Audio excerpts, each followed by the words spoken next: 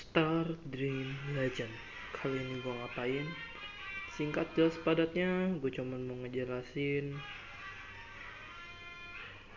apa yang terjadi di channel ini untuk 1 hari ke depan. Enggak sih, enggak apa-apa. Gue palingan upload momen ketika palingan POV guys. Itu doang. Jadi gue yakin ya konten selanjutnya momen ketika sama POV lagi nih. Bener kalian gak usah nonton lah, scroll aja scroll. Udah, mungkin segitu dulu konten hari ini.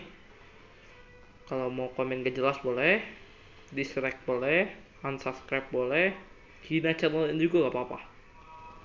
Soalnya Star Dream Legend sabar gitu, gak akan mungkin marah-marah gitu gara-gara dislike dan